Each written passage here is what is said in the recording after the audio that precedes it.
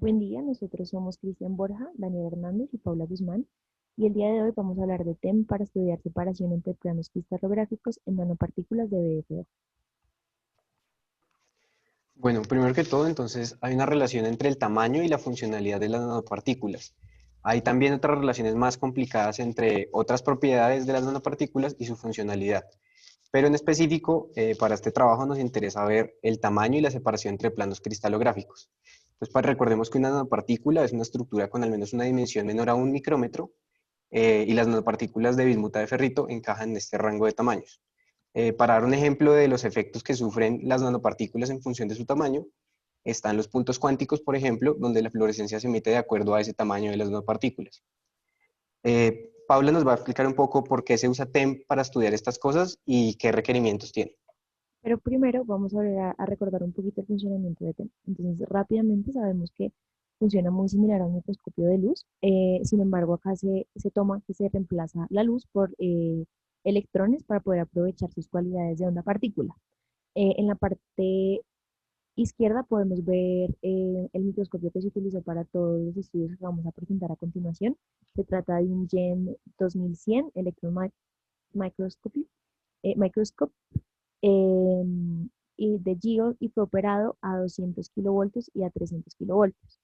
Entonces, como sabemos, hay una fuente de electrones. En este caso, la fuente está hecha de hexaboruro de lantano, que es un material que tiene una de las emisiones más altas de electrones registradas y que es muy estable en el vacío. Entonces, lo que se hace es que, bueno, se produce la fuente de electrones. Posteriormente, con ayuda de un ánodo y una diferencia de voltaje de potencial, se procede a que sean acelerados. Eh, Luego se utilizan lentes que se encargan de enfocar el haz, lentes electromagnéticos, que posteriormente, luego de ser enfocado, pasan por la muestra y pasan por otra serie de lentes electromagnéticos que también lo que hacen es magnificar y ayudar a proyectar la imagen de la muestra sobre un detector de electrones, ya que la muestra modifica las e imprime su imagen en este. Entonces, cuando pasa por el detector, pues se puede ver el sample que estemos queriendo observar. Entonces, ¿por qué se usa TEM? Tenemos que en estos casos se utiliza TEM ya que podemos obtener una mayor resolución que en un microscopio óptico, por lo que explicaba de que se utiliza electrones en vez de luz. Además de esto, TEM puede ser combinado con otros métodos como lo son SEM, AFM y EDX para poder complementar e interpretar adecuadamente las mediciones. Y además, TEM es súper importante también para este tipo de estudios de nanomateriales, ya que permite y hacer relaciones e identificar em, cómo es la dependencia de la morfología, ya sea de características como tamaño, forma y estructura cristalográfica, de las funcionalidades y cómo esto se relaciona con la funcionalidad de las nanopartículas y de los nanomateriales. Además de esto, TEM nos permite conocer la separación entre planos cristalográficos. Existen igual algunas desventajas, y es que TEM requiere vacío y que además es una técnica costosa. Bueno, y podemos preguntarnos en este punto por qué hay un interés en la ferrita de bismuto o BFO.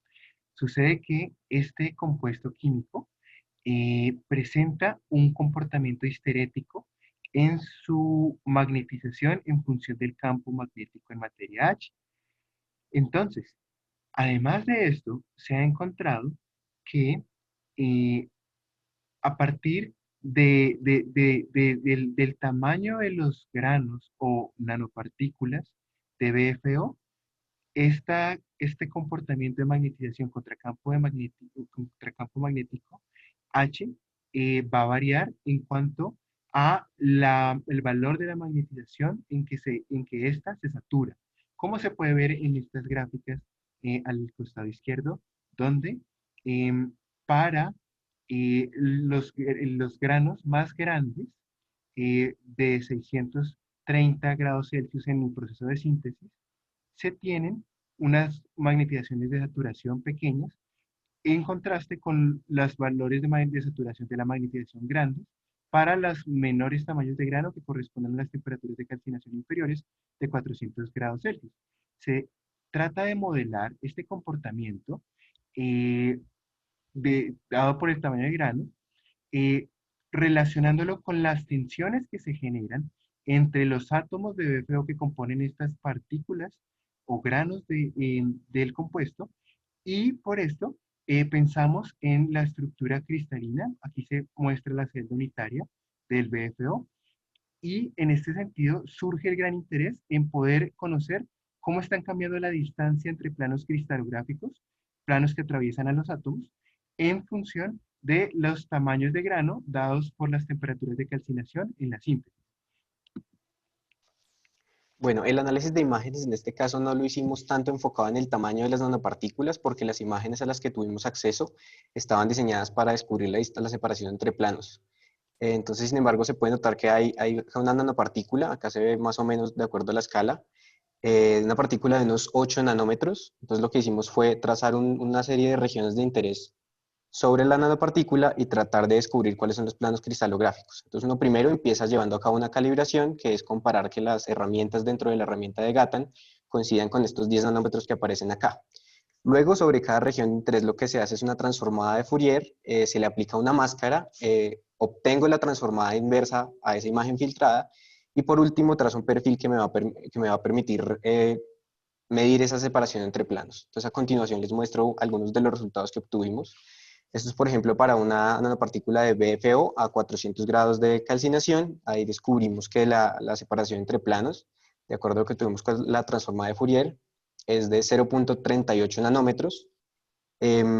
Y a esto le corresponde una asignación de HKL, de los índices de Miller, de 1, menos 1 y 2.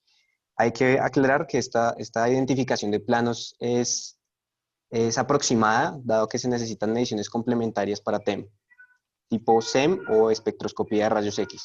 Con estas técnicas sí se puede definir cuáles son los índices de Miller. Exactamente. En este punto, cabe aclarar que el proceso que se siguió para establecer los índices de Miller en que le correspondían a la distancia entre planos que obteníamos, fue comparar con un archivo de formato especial .sif, obtenido con muestras similares, ya sea por difracción de rayos X o por otro método, con el cual se puede relacionar para cada distancia entre planos cuáles son los índices de Miller HKL que le corresponden, comparando con los valores similares que pues, no tienen por qué ser exactamente iguales, ya que eso depende de las características propias de cada muestra. Se obtuvieron los valores que acompañan a cada valor de distancia entre planos. Aquí se pueden ver otras muestras de BFO, entonces como podemos ver aquí se obtuvo una separación entre planos distinta a la imagen anterior, y a continuación les vamos a mostrar unas imágenes a una temperatura de calcinación de 500. Entonces, recordemos que la temperatura de calcinación es una temperatura usada dentro de un horno en la síntesis de las nanopartículas de ferrita de bismuto, BFO. Y a mayor temperatura de calcinación, mayor es el tamaño de estas nanopartículas promedio.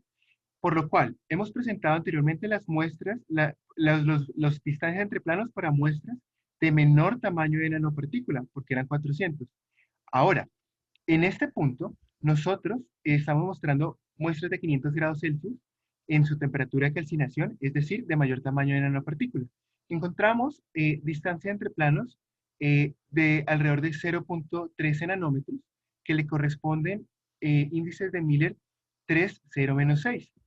Adicionalmente, en otra imagen se pueden encontrar una distancia entre planos de 0.1878 nanómetros, cuyos índices de Miller vienen siendo 3-1,1.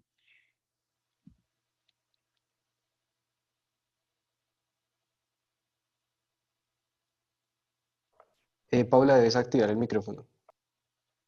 Finalmente tenemos como conclusiones que se aprendió de las imágenes de TEM que estas no son suficientes para poder obtener toda la información requerida.